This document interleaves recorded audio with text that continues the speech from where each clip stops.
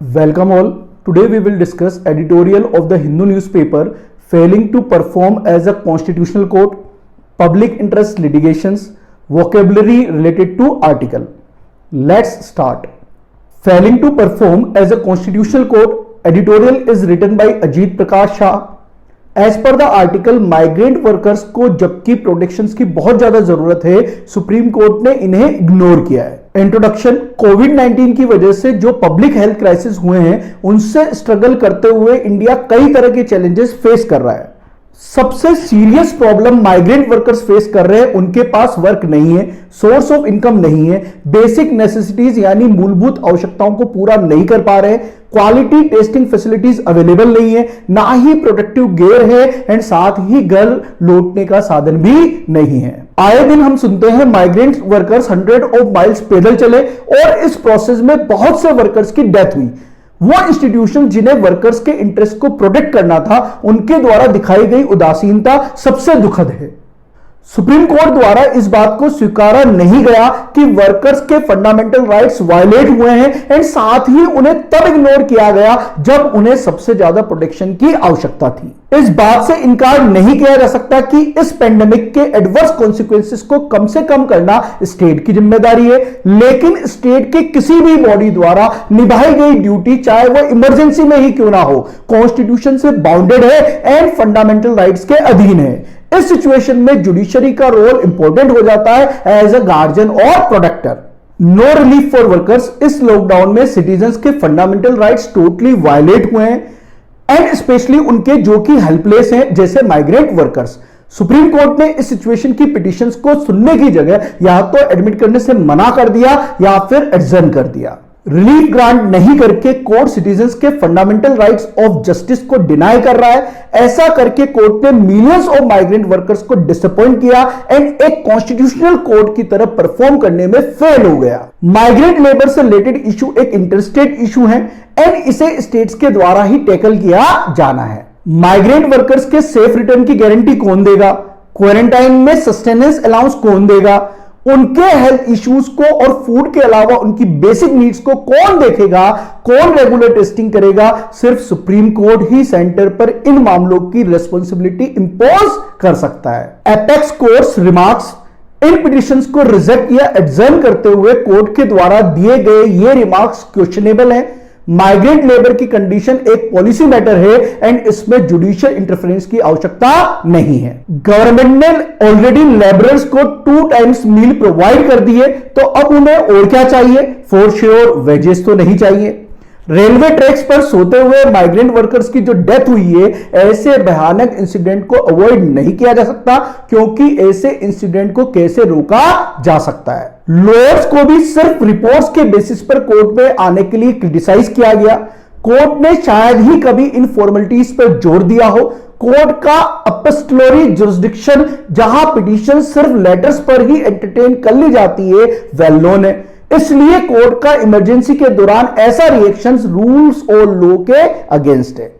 Previous judgements on policy matters. Court के द्वारा दिए गए एक्सक्यूजेस, स्पेशली पॉलिसी मैटर्स और नॉन जुडिशियल इंटरफेरेंस से रिलेटेड एक्सक्यूज, इनको प्रीवियस जजमेंट से टैकल किया जा सकता है। ऐसे बहुत से जजमेंट्स हैं जहां कोर्ट्स ने पॉलिसी बनाकर स्टेट को इंप्लीमेंट के लिए कहा है, जैसे कि the Vishakha guidelines on sexual harassment in the workplace, right to food and various environmental protection policies. Courts presumption. Court का रेस्पॉन्स है कि गवर्नमेंट ही सिचुएशन की बेस्ट जज है।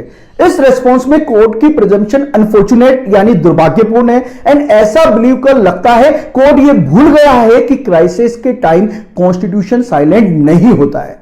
सिचुएशन को डायरेक्टली मॉनिटर करने से कोर्ट को कोई नहीं रोकता है, स्पेशली स्टेट के ऑब्लिगेशन को मॉनिटर करने से।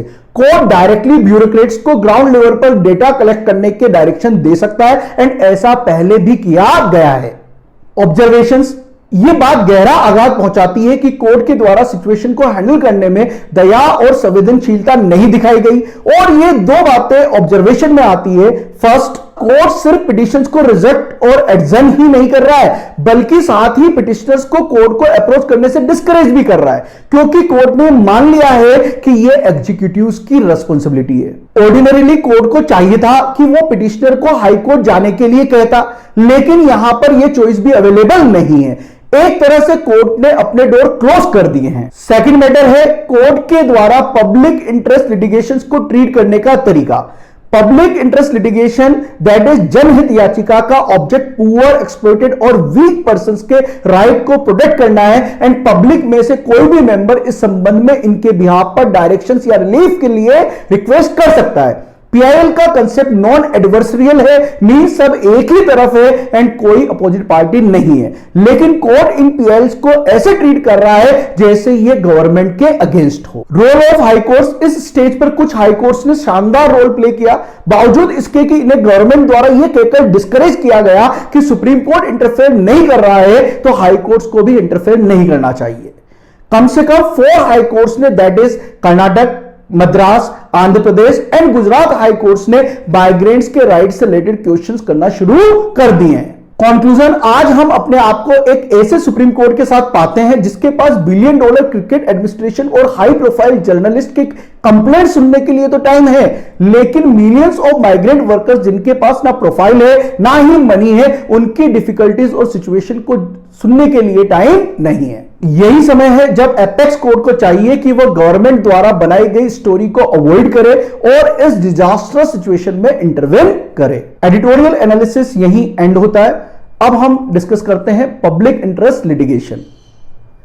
पीआईएल मींस पब्लिक इंटरेस्ट को सिक्योर करने के लिए एंड सोशली डिसएडवांटेज्ड पार्टीज को जस्टिस दिलाने के लिए लिया गया लीगल एक्शन। पीआईएल का कंसेप्ट जस्टिस पीएन भगवती द्वारा हुस्नारा खातून वर्सेस स्टेट ऑफ बिहार के केस में इंट्रोड्यूस किया गया। कपिला हिंगरानी ने बिहार जेल में डिटेल्ड प्रिजनर्स की कंडीशन को लेकर पिटीशन फाइल की थी एंड इस पिटीशन को नंबर ऑफ प्रिजनर्स के द्वारा साइन किया गया था जिनके कोर्ट में केसेस पेंडिंग थे। इसी केस में सुप्रीम कोर्ट ने यह हेल्ड किया था कि right to free legal aid is a fundamental right. S P Gupta versus union of India के केस में सुप्रीम कोर्ट ने इंडियन कॉन्टेक्स्ट में पब्लिक इंटरेस्ट लिटिगेशन को डिफाइन किया।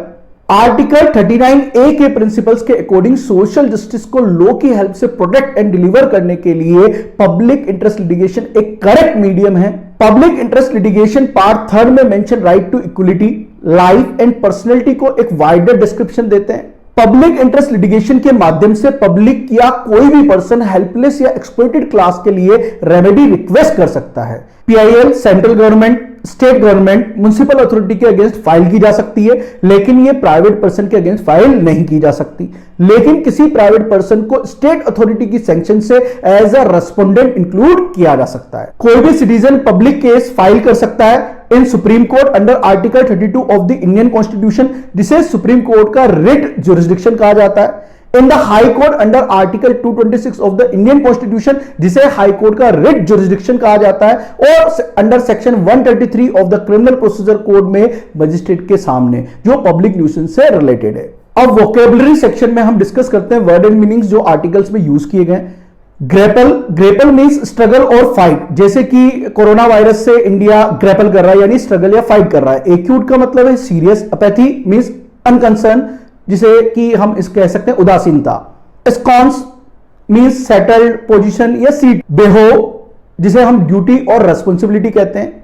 कैस्टिगेट यानी किसी को क्रिटिसाइज करना, स्कोल्ड करना, जैसे कि आलोचना करना किसी की। अपिस्टलरी जुरिस्डिक्शन जो हमने डिस्कस किया आर्टिकल में, एक ऐसा जुरिस्डिक्शन होता है जो कि बाय मींस ऑफ लेटर ही एक्सरसाइज किया जा सकता है, जो ऑप्रेस्ड पीपल के द्वारा लिखा गया हो या उनके बिहाफ पर लिखा गया हो। अनोमलस का मतलब है एबनॉर्मल, स्ट्रेंज, इरेगुलर या अगेंस्ट रूल और लॉ। डिसर्निबल, इसका मतलब है कि नोटिसेबल, विजिबल यानी कि जो देखते ही प्रतीत होता है। Empirical means realistic. डिसवेड यानी किसी को डिस्करेज करना, डेटर करना, प्रिवेंट करना। नज मींस अ लाइट टच और पुश यानी कि खिसकाना, किसी को लाइटली टच करना है, पुश करना है तो हम उसे नच कहेंगे। स्लैम का मतलब है टू शट फोर्सिबली, जैसे जोर से दरवाजा बंद करना या नॉइजली बंद करना। डाउनट्रोडन का मतलब होता है ऑप्रेस्ड या एक ऐसे पर्सन जो कि बैडली ट्रीट किए गए हों उनके द्वारा, जो कि पावर में है। Plight means trouble. स्टेलर का मतलब है having the quality of a star performer, यानी कोई आउटस्टैंडिंग परफॉर्मेंस वगैरह दी जाती है तो हम इसे कहते हैं थ्रोटल मींस कंट्रोल्ड या regulated. Exodus means migration. Gospel का मतलब होता है कोई गुड न्यूज या कोई एक good story. Insidious means proceeding in a gradual subtle way but with very harmful effects, यानी कि जिसके परिणाम बहुत ही ज्यादा हार्मफुल हो। Thank you.